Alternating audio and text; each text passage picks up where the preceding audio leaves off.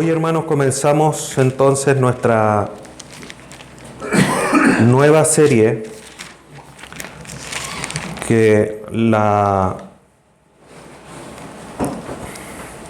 hemos titulado Serie Discipular Arraigados en Cristo.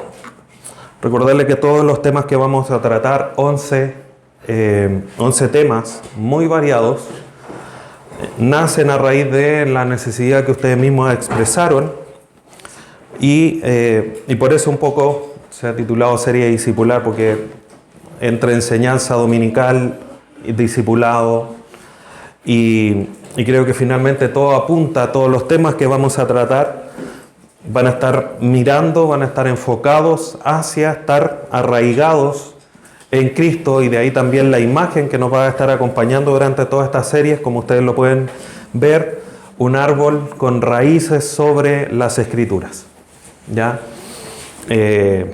Tratando de ser lo más ilustrativo de todos los temas y digamos como el conducto que vamos a seguir, que es como afianzarnos en lo que es Cristo y su palabra. Para el día de hoy les voy a invitar que abran sus Biblias en Efesios capítulo 2. Efesios capítulo 2. Vamos a leer el versículo del 8 al 10. Efesios 2, versículos 8 al 10. La enseñanza taller de hoy se titula ¿Qué significa ser salvo? ¿Qué significa ser salvo? Para eso entonces vamos a leer Efesios 2, del 8 al 10. Dice así la palabra de nuestro Dios. Porque por gracia sois salvos por medio de la fe, y esto no de vosotros, pues es don de Dios, no por obras, para que nadie se gloríe.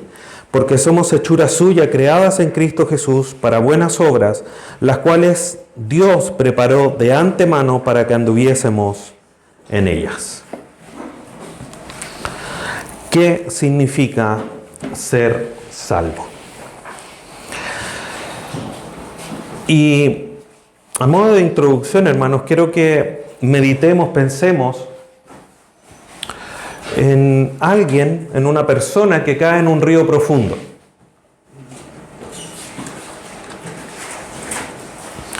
Esta persona no sabe nadar, el agua es fría y la corriente lo arrastra cada vez más lejos de la orilla, donde obviamente está el lugar seguro. Esa persona obviamente se desespera, comienza a gritar, a agitar los brazos y empieza en esta desesperación a prometer que va a ser una mejor persona si alguien lo ayuda. Pero por más que grite, por más que mueva las manos, por más que trate de hacer algún esfuerzo, la realidad es que él no puede salir por sí mismo, por mucho incluso de todas las promesas que pueda hacer. No necesita consejos de cómo nadar, no necesita instrucciones cómo flotar. Necesita en ese preciso instante solamente alguien que llegue a rescatarlo, lo saque del agua y lo ponga en un lugar seguro. Y esa escena, hermano, que puede ser muy aterradora, es espiritualmente como nosotros estamos, obviamente antes de ser salvos. El pecado propiamente tal nos arrojó a un río de muerte, nos separó de Dios y nos imposibilitó de poder llegar a un lugar seguro. No podemos intentar nadar, por ponerlo en términos de la ilustración, con buenas obras, con cosas religiosas, con promesas de cambio. Nada de eso sirve. Todo es insuficiente e inútil. La Biblia nos dice, justamente aquí en Efesios 2, que estábamos muertos en nuestros delitos y pecados, al inicio del capítulo 2. Y un muerto no puede salvarse.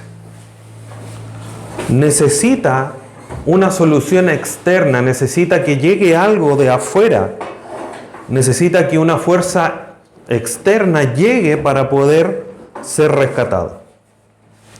Por lo tanto, hermanos, lo primero que tenemos que tener en cuenta es que ser salvo no es aprender a nadar ni mejorar la vida en función de mis propios esfuerzos. Ser salvo significa ser rescatado por Cristo para una vida nueva. Y aquí no estamos diciendo nada nuevo. Son cosas que quizás nosotros sabemos, pero como lo estudiamos en la carta de Pedro, es necesario recordarlas. Es necesario reafirmar cosas. Y ser salvo, hermanos, es ser rescatados por Cristo de esa muerte espiritual en la cual nosotros nos encontrábamos. Y para poder ahondar, establecer, afirmar el conocimiento que ya tenemos, incluso quizá ampliarlo, hoy día lo que vamos a hacer es ver lo que significa realmente ser salvo. Y cómo esa salvación que Dios nos da a través de Cristo cambia toda nuestra experiencia de vida. Y para poder saber qué es lo que significa ser salvo, lo primero que tenemos que hacer es ver por qué necesitamos ser salvos. Somos salvos, pero ¿salvos de qué? Y eso es lo que vamos a tratar de responder. ¿Por qué necesitamos ser salvos? Lo primero es que tenemos que ver un diagnóstico bíblico del corazón humano. Y para eso vamos a revisar estos dos pasajes. Aprovechando que estamos en Efesios, vamos al versículo 1 al 3 del mismo capítulo 2 que leímos al inicio.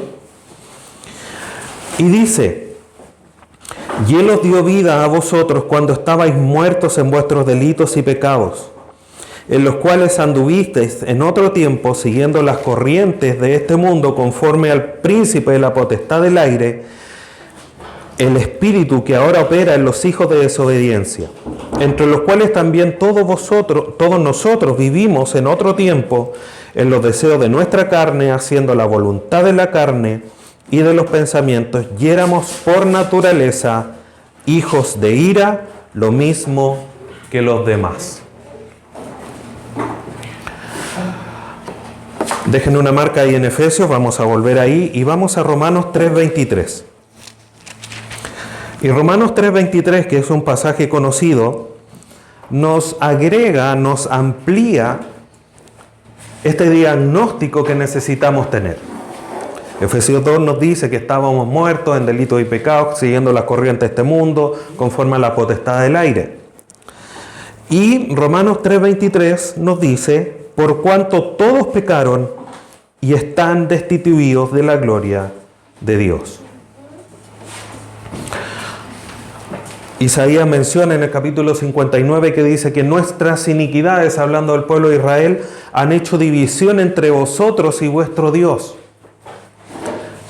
Que es otra forma de decir lo mismo que hemos dicho hasta ahora a través de estos dos pasajes. El pecado, hermanos, llegó, separó, rompió la relación íntima, santa que teníamos con Dios, y eso nos separó. Y como dice Romanos, estamos destituidos de la gloria de Dios. Estamos en una muerte espiritual. Recordar que la muerte es un estado de separación. En el caso de la muerte espiritual es la separación de Dios, producto del pecado. Si miramos aún más atrás, ahí en el huerto del Edén, cuando Adán fue echado del huerto y se produjo esa separación. Por lo tanto, hermanos, el pecado no es solo una falla moral, una falla de las cosas que son correctas hacer o no, sino que el pecado es una condición espiritual que nos separa de Dios. El hombre, Adán, en esa representación del resto de la humanidad, fue creado para estar en una correcta relación con Dios. Fue creado para eso. Y en esa relación él estaba en el huerto del Edén.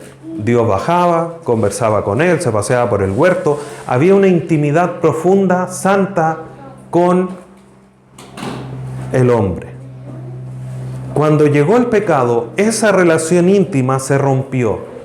El hombre fue creado para estar en esa relación íntima, una relación con Dios.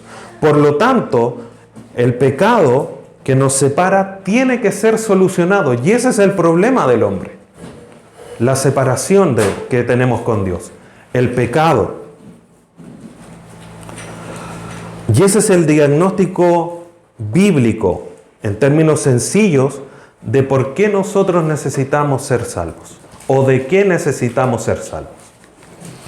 Por otro lado, este pecado obviamente tiene consecuencias, no solamente el hecho de estar separados de Dios, sino que si avanzamos aquí en Romanos, al capítulo 6, en el versículo 23 también, nos dice que este pecado no solamente trae una consecuencia de separación en términos de relación, sino que establece un pago.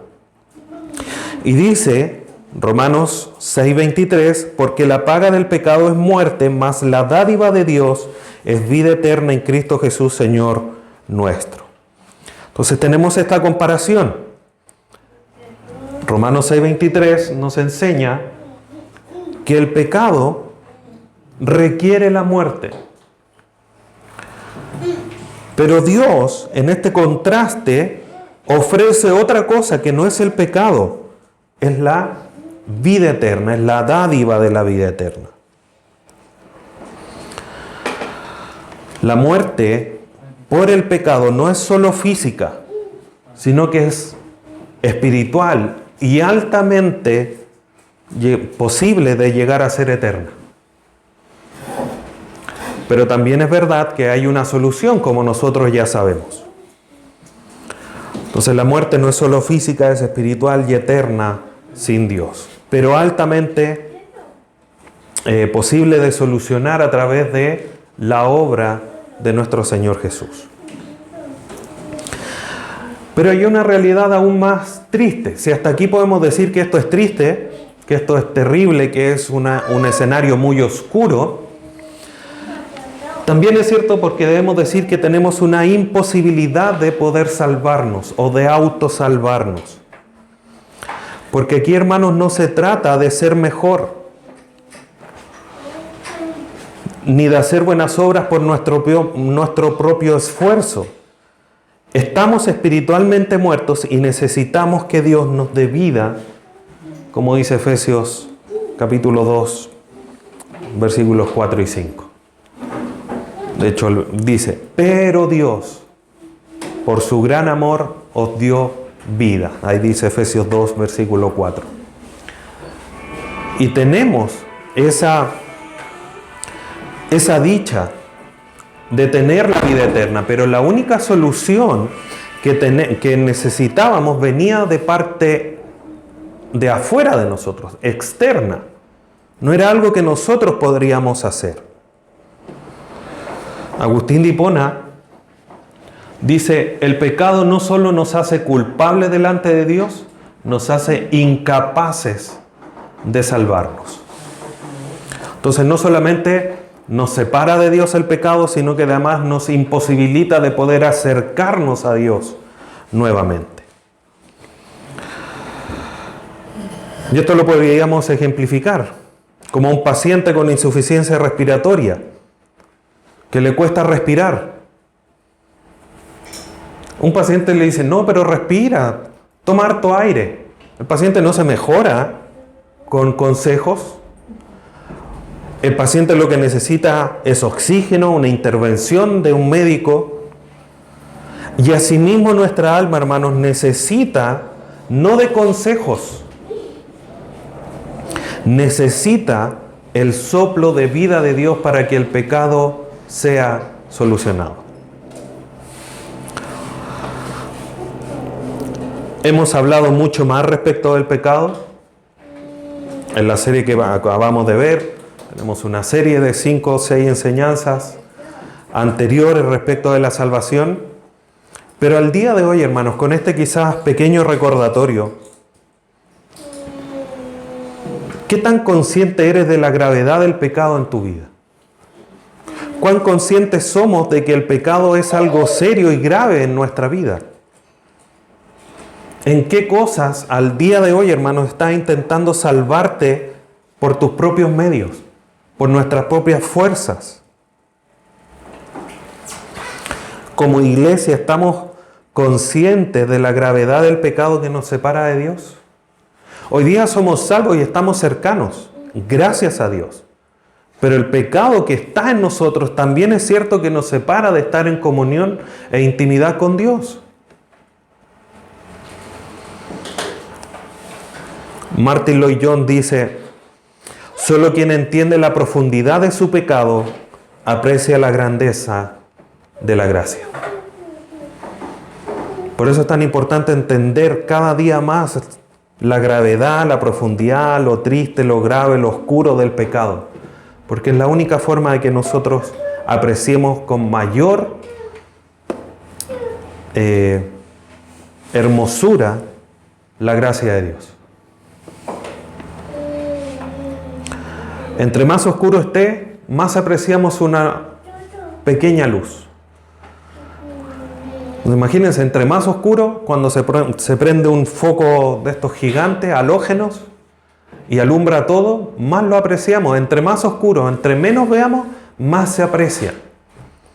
Esto es lo mismo, hermanos. Entre más entendamos en ese escenario oscuro en el que estábamos, más y más vamos a entender, apreciar, comprender la gracia de Dios. Entonces, con el diagnóstico claro, hermanos, ahora podemos apreciar más profundamente qué significa ser salvo y lo que Dios hace por nosotros. Hemos hecho en el fondo el diagnóstico y ahora podemos avanzar en un par de puntos más. Estamos muertos o estábamos muertos en delitos y pecados, necesitábamos ser salvos. Y para eso Dios lo que hace es proveer la justificación, que somos declarados justos delante de Dios. Y para esto quiero que vayamos aquí en el mismo libro de Romanos, en el que estamos, la carta a los Romanos, capítulo 5. Versículo 1, y vamos a leer también Romanos 8:1. Romanos 5:1 dice: justificados pues por la fe, tenemos paz para con Dios por medio de nuestro Señor Jesucristo. Dios mandó a nuestro Salvador para justificarnos, para declararnos justos. ¿Por qué necesitábamos ser declarados justos? Porque estábamos siendo declarados culpables a través del pecado que estaba en nosotros. Entonces, era necesaria una sentencia que se declarara que nosotros ya no éramos pecadores. Y por eso era necesario que se nos justificara. Y Dios nos justifica por medio de la fe. Recordando lo que dice Efesios 2. Nosotros somos salvos por gracia, por medio de la fe. La fe es el vehículo. No somos salvos por fe, somos salvos por gracia. El medio, el vehículo, la conexión que Dios ocupa para llevarnos a esa gracia que nos salva es la fe. Y por medio de esa fe, a la cual llegamos a la salvación, también llegamos a esta justificación, que es parte de la salvación. Es como todo un conjunto. Para ser salvos necesitamos ser justificados. Y en esta justificación tenemos paz para con Dios. Porque alguien que es declarado no culpable puede estar en una correcta relación con Dios ahora. Y es en esa relación en la que estamos, por medio de Cristo, como dice aquí Romanos 5:1. Y Pablo, en el capítulo 8, agrega otra realidad aún hermosa o tan hermosa como la anterior. Romanos 8:1, que dice: ahora pues ninguna condenación hay para los que están en Cristo Jesús, los que no andan conforme a la carne, sino conforme al Espíritu. Justificados con Dios, estamos en paz con Él en una correcta relación, pero además ya no hay condenación para nosotros, porque hemos sido justificados, declarados, donde la culpa que debíamos pagar ha sido quitada, como dice Colosenses. Por lo tanto, hermanos, no se trata de lo que nosotros hayamos hecho, lo que nosotros posiblemente podamos hacer en el futuro. Se trata de lo que Cristo ya hizo en la cruz. Cristo en la cruz nos justifica y nos declara santos delante de Dios. Nos declara justos. John Stott dice: la justificación es el veredicto de Dios que cambia nuestro destino eterno. Con pecado, destino eterno, la perdición, el infierno. Dios, por medio de Cristo, declarándonos justos, cambia ese destino. Y ahora vamos a la vida eterna. Así de grande, así de hermoso es esta justificación. Entonces la pregunta ahora es: ¿vivo con la paz de saber que Dios ya me declaró justo en Cristo? ¿Disfrutamos de esa realidad? ¿Disfrutamos de esa declaración de justicia de Dios sobre nosotros? ¿O por otro lado, sigues cargando las culpas que Cristo ya quitó en la cruz?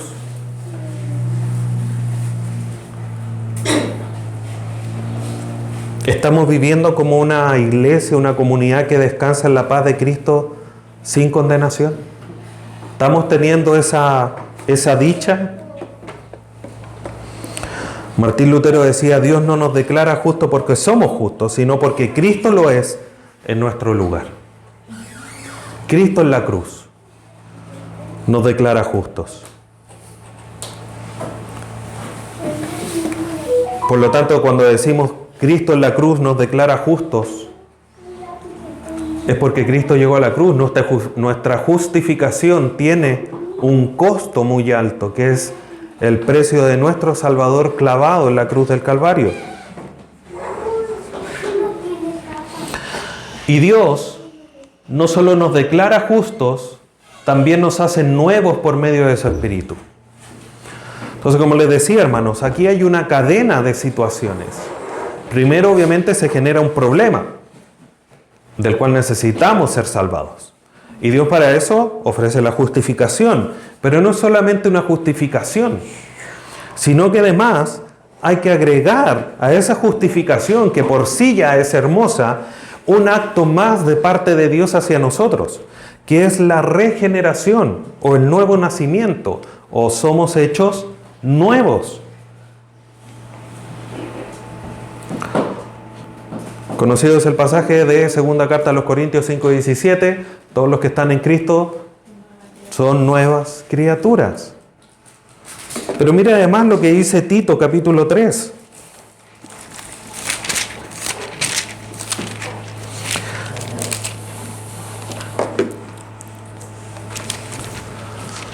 Versículo 5. Tito 3:5 dice: nos salvó no por obras de justicia que nosotros hubiéramos hecho. Lo que estábamos mencionando recién, teníamos la imposibilidad de hacerlo. No nos salvó por obras que nosotros pudiéramos haber hecho, sino por su misericordia, por el lavamiento de la regeneración y por la renovación en el Espíritu Santo. Entonces, Dios, a través de su Hijo, nuestro Señor, nos justifica, pero además nos hace nacer de nuevo. Pasaje conocido ahí en Juan 3, en esa conversación con Nicodemo, le dice que es necesario que vuelva a nacer. Nicodemo le dice: pero ¿cómo voy a volver a nacer al volver al vientre de mi madre? Nicodemo, por decirlo así, no entendiendo el sentido espiritual que el Señor Jesús le estaba dando, le dice que es necesario nacer de nuevo. Por lo tanto, hermanos, la salvación no es solo perdón. No es solamente una declaración de ya, bueno, tú no eres culpable, ahora eres inocente o eres justo, sino que la salvación además lleva consigo una transformación. No nos salvó por obras que podríamos haber hecho, no nos salvó solamente por la justificación, nos salvó también transformándonos porque era necesario tener una naturaleza nueva. Era necesario que esto inmortal, esta carnalidad pecaminosa se vistiera de inmortalidad. Y de ahí que era necesario esta regeneración. Jonathan Edwards dice, el nuevo nacimiento es la raíz de toda verdadera vida cristiana. Sin la transformación, sin haber nacido de nuevo, es imposible vivir una vida cristiana genuina. ¿Alguien externamente puede hacerlo? Sí, por supuesto que sí. Se puede ver muy parecido a un verdadero creyente, pero es solamente la transformación que hace el Espíritu Santo en nosotros la que nos hace vivir una verdadera vida cristiana. No hay otra forma. Y ahí a Dios no lo podemos engañar, porque es una obra de Él en nosotros. Y Él, por supuesto, sabe perfectamente a quién le hizo esa obra en su corazón, en su ser, y a quién no. Por eso en aquel famoso pasaje en los Evangelios, cuando llegan y dicen, Señor, Señor, en tu nombre hicimos esto otro, y el Señor les dice, no los conozco.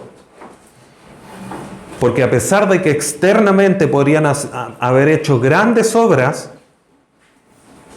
pero internamente no habían sido regenerados. Por eso Jesús les dice, no los conozco, ustedes no son hechos nuevos.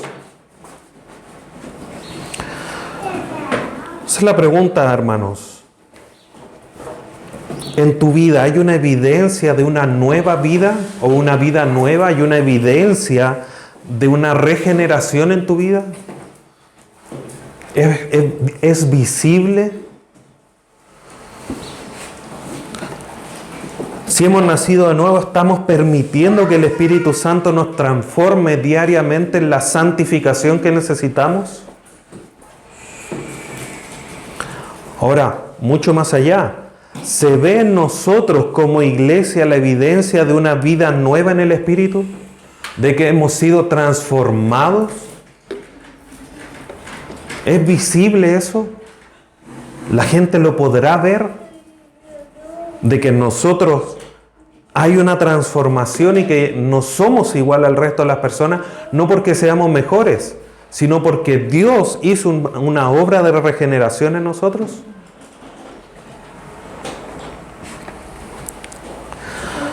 J.I. Packer dice, la regeneración no es una reforma externa, sino una resurrección espiritual. Entonces no se trata de cambiarse de ropa, se trata de un cambio desde adentro.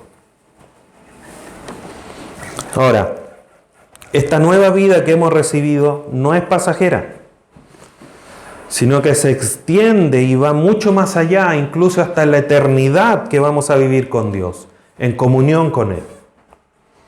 Entonces, estábamos en pecado, Dios nos justifica, nos regenera y nos entrega, nos da o nos pone, por decirlo de otra manera, en una correcta relación con Él, en la vida eterna. Una correcta relación con Él, a restablecer esa correcta relación con Él.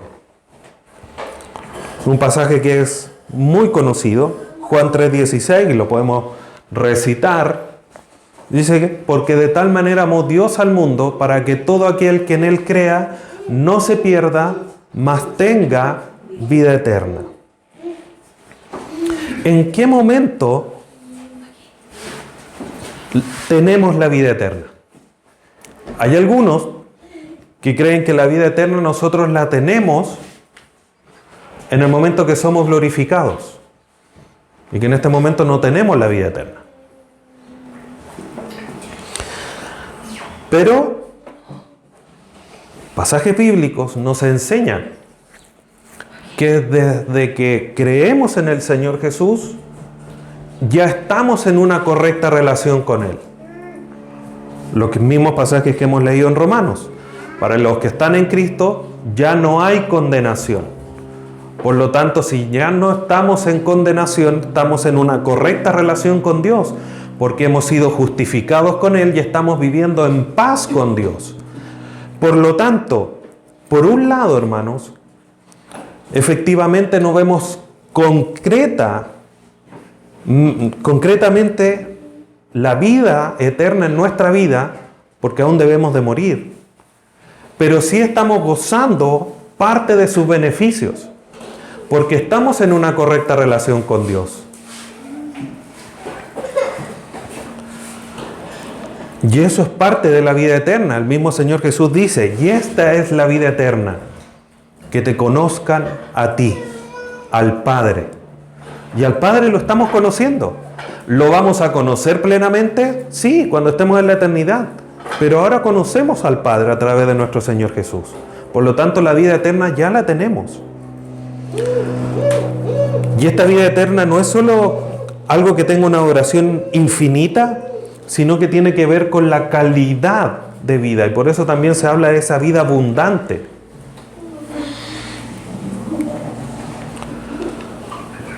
Ser salvo entonces, hermanos, significa tener desde ahora la certeza de que nunca más estaremos solos. Y que nuestra vida tiene un propósito eterno y que vamos a estar en una correcta relación con Dios que va a ir mejorando. Por supuesto que tiene altos y bajos porque seguimos pecando, pero va mejorando porque sabemos que va a llegar un momento que va a ser plena.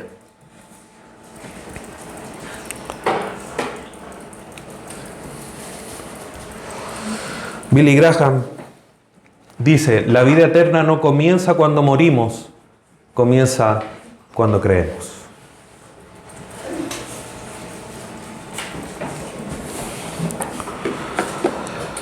El mismo pasaje de Juan 3:16 es claro, para que todo aquel que en Él crea tenga vida eterna. No para que tendrá, hablando como en futuro, dice para que tenga presente vida eterna. Entonces, ¿cómo estamos concibiendo la vida eterna, hermanos? ¿Solo como algo futuro, algo que vamos a tener cuando Cristo venga por nosotros? ¿O estamos viviendo esta vida eterna desde ahora en una correcta relación con Dios? Sacándole el jugo, como se dice, a lo que Dios ya nos ha dado. ¿Estás disfrutando de la comunión con Dios como parte de la salvación que Él nos ha dado? ¿Estamos disfrutando juntos como iglesia de la comunión con Dios que es parte de la salvación que Él nos ha dado?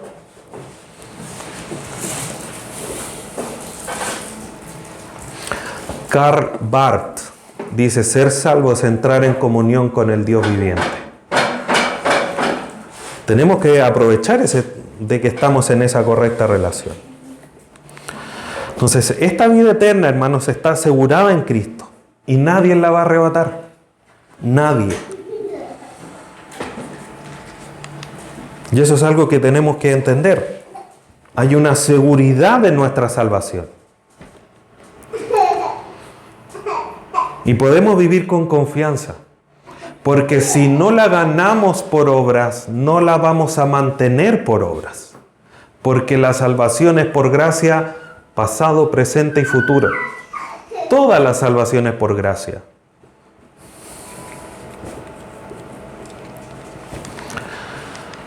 Busquen por favor Juan capítulo 10. Este pasaje que no solamente nos habla de la seguridad de nuestra salvación, sino que también reafirma justamente lo que estábamos hablando recién. Juan 10, 28 y 29. Vamos a leer el 27. Juan 10, 27. Dice: mis ovejas oyen mi voz y yo las conozco y me siguen.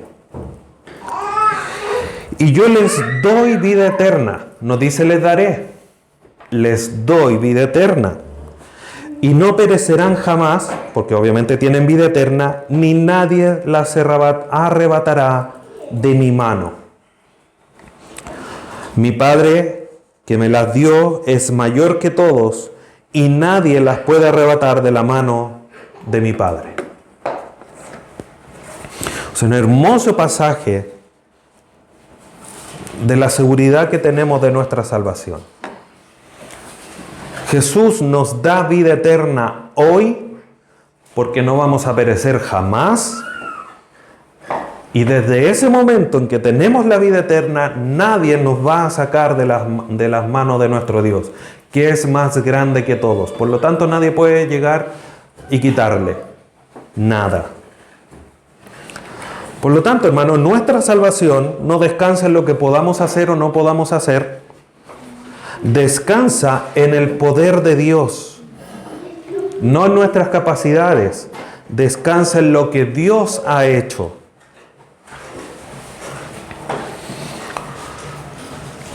Y el que nos salvó es fiel para guardarnos, como dice Judas, como lo estudiamos hace algunas semanas atrás. Poderoso es aquel para presentarnos sin mancha delante de su presencia y guardarnos sin caída. Ese es nuestro Dios. Nadie nos arrebatará de su mano y Él en sus manos nos seguirá guardando y protegiendo.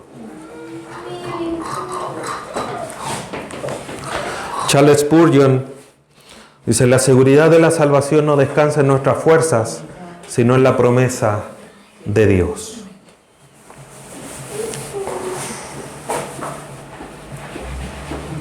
Actualmente, hermanos, ¿cómo estás viviendo? ¿Estás viviendo bajo el temor de perder la salvación? ¿O con la confianza de estar en las manos de Cristo, en las manos de Dios, de donde nadie nos va a poder arrebatar? Esa seguridad descansa ¿en qué? ¿En tu posible fidelidad, en tus posibles capacidades? ¿O en lo que Dios hace? ¿O en lo que Dios hizo?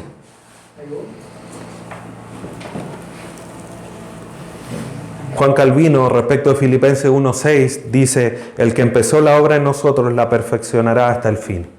Una obra que nos asegura esa seguridad, valga la redundancia, de nuestra salvación. Entonces estamos como iglesia confiando más en la fidelidad de nuestro Dios, en las cosas que nosotros podamos hacer o no hacer. Sabiendo esto, hermanos, de que estamos seguros en nuestro Dios, de que podemos vivir con confianza, con seguridad, dependiendo de Él.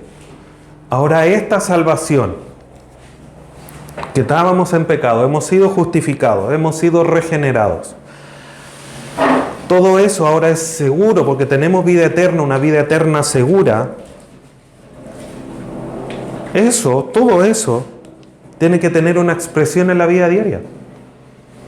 Porque todo ha sido producto de una regeneración en nosotros, una obra de Dios. Y como leíamos al inicio,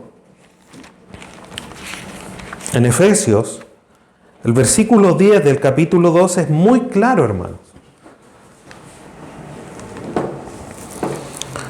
Volviendo a Efesios 2:10, dice: porque somos hechura suya, hemos sido regenerados, somos hechura suya, creados no en una naturaleza pecaminosa, creados en Cristo Jesús para buenas obras, no por buenas obras, sino para buenas obras, las cuales Dios preparó de antemano para que anduviésemos en ellas.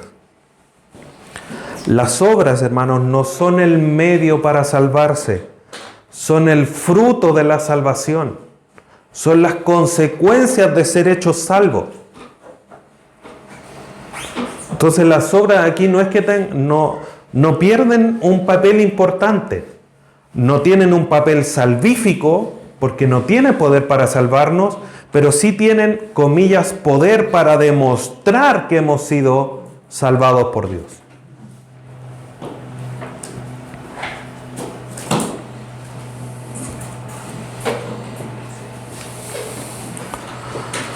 Un salvo se nota porque vive agradecido, sirviendo y amando a los demás. Y por supuesto que a Dios. Tenemos a los 10 leprosos.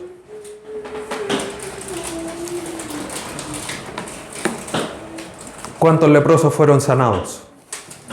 10. ¿Cuántos leprosos volvieron? Ninguno. Porque ya no tenía lepra.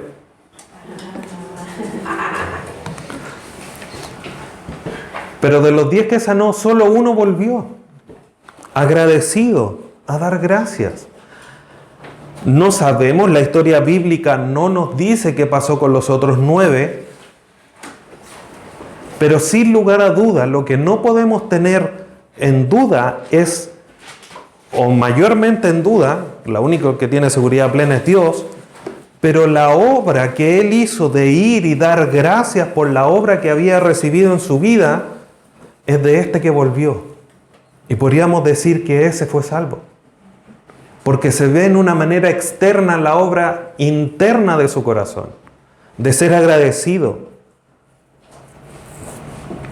¿Cuánto estamos viviendo nosotros, hermanos? Agradecidos y sirviendo y amando a Dios por lo que ha hecho en nosotros.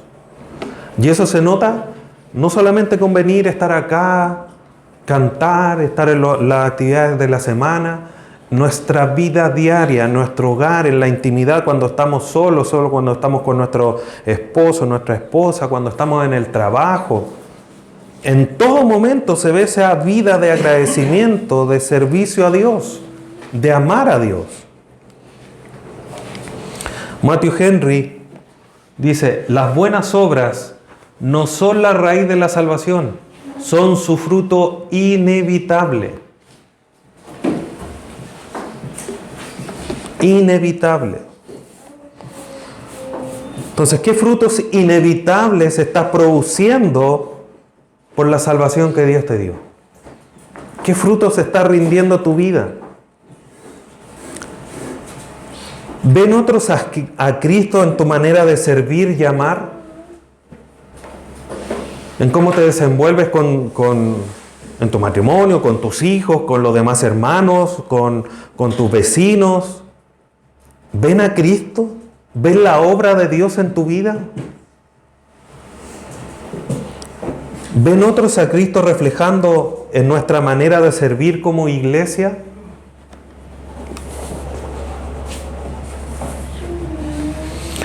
Dietrich Bonhoeffer dice, un cristiano no puede ser salvo solo para sí mismo. Su vida siempre será testimonio. Nuestra vida muestra, habla, proclama de Dios, o debe proclamar de Dios. Un creyente no puede separar lo que cree de cómo vive. No son cosas que se puedan separar. La salvación verdadera se expresa en la vida diaria. Y esa realidad nos lleva ahora a considerar un panorama completo. ¿Qué significa en su totalidad ser salvo? ¿Podríamos responder esa pregunta ahora, quizás teniendo todo esto ya en mente?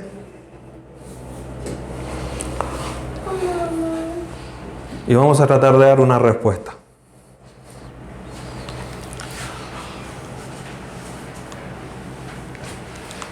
Y tenemos una cadena, como decía al inicio. Primero, reconocemos nuestra necesidad. Porque todos hemos pecado. Todos estábamos en pecado. Pero hemos sido perdonados. Y aquí entra en juego la justificación. Soy perdonado, justificado, pero también me regenera. Dios me transforma, me hace una nueva criatura. Me entrega la vida eterna. Soy adoptado como hijo de Dios, como dice Juan capítulo 1. A todos los que creyeron les dio la potestad de ser llamados hijos de Dios. Somos adoptados, tenemos vida eterna. Ahora podemos vivir en confianza con una seguridad plena, eterna, porque nada nos va a arrebatar de la mano de Dios. Y todo esto en su último eslabón, se expresa de una manera diaria, en mis hechos, en mis acciones, en mi conducta. Todo esto, hermanos, significa ser salvo. Porque si falta un eslabón, ya no es salvación. La salvación conlleva todo esto. Si falta el último, no ha sido salvo. Porque no se está produciendo el fruto visible de todo lo anterior. O si solo muestras esto, pero no tienes todo lo anterior, solamente estás viviendo una vida externa, una vida de conducta, pero no una transformación interna. La salvación no es solamente, como leíamos, no es solo una reforma, un cambio externo, sino que una transformación interna.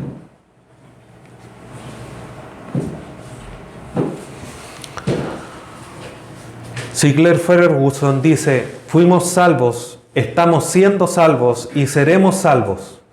La redención es una obra completa de Dios.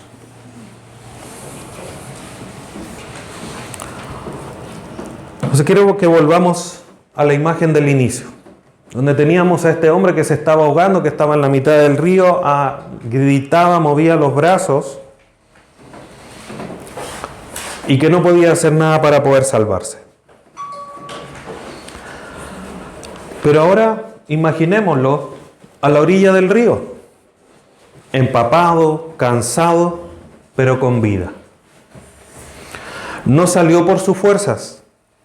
Alguien se lanzó, alguien fue a rescatarlo, arriesgó su propia seguridad y lo sacó. Una vez en tierra firme, ese hombre no puede jactarse de su brazada ni de sus promesas, o de sus fuerzas, sus capacidades. Solo puede decir, me rescataron y gracias a eso sigo vivo. Sería muy extraño que alguien que se estaba ahogando, estaba a punto de perder la vida, llegue a la orilla del río y le diga, ay, gracias a Dios me pude salvar. Y el salvavidas al lado así como, ¿y este? Bueno, nuestra historia con Cristo, hermanos, es similar. Él fue el que dejó su propia seguridad porque no escatimó el ser igual a Dios como cosa de que aferrarse. Entró al río de la condenación porque cargó nuestros pecados. Él pagó la condenación que había sobre nosotros porque Él murió por nosotros en la cruz. Nos justificó, nos regeneró y nos da la vida eterna, nos puso en la orilla segura. Por lo tanto, la salvación no es ningún mérito nuestro, sino que es por la gracia de Dios y todo el mérito de nuestro Señor Jesús. Y este hombre que fue rescatado, lo más probable es que cada vez que camine por la orilla del río se acuerde de esa triste situación y también del rescate fortuito que tuvo. Quizás va a caminar con mucho mayor cuidado a la orilla del río y su vida siempre va a estar marcada por una gratitud, respeto a quien lo salvó y va a quizás mirar la vida con un nuevo propósito.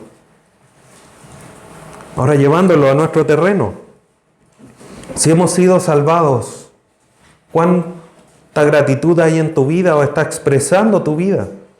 ¿Cómo estás tratando de vivir lo alejado de esa situación que te llevó a estar en peligro?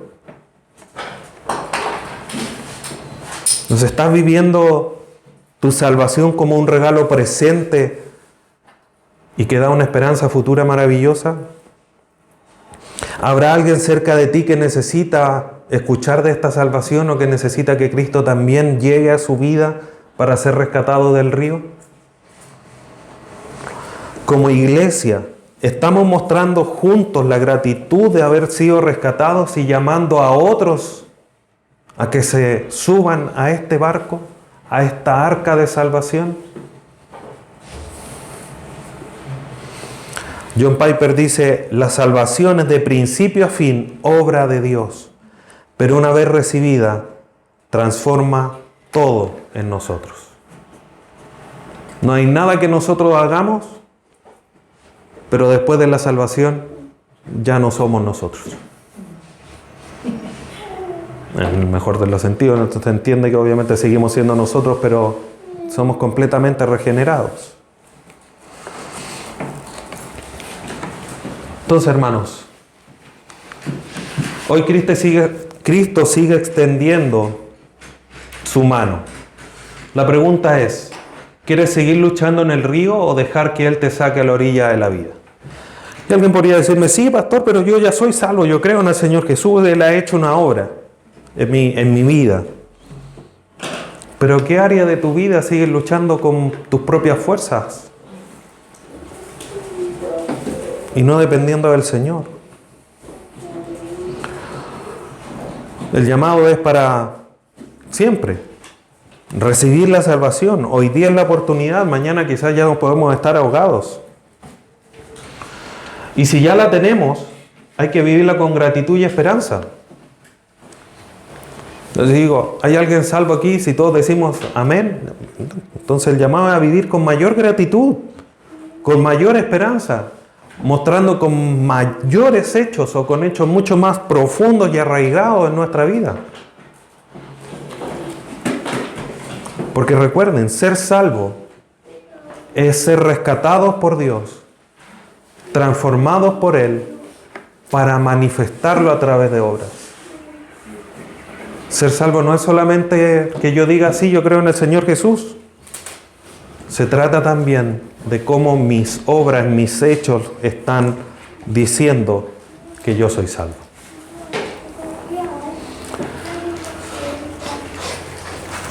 Dios los bendiga, hermanos, y que meditemos en esta realidad de lo que significa ser salvo, de lo que significa lo que hoy día nosotros tenemos en Cristo Jesús. Invito a que inclinen su rostro y demos gracias en esta mañana.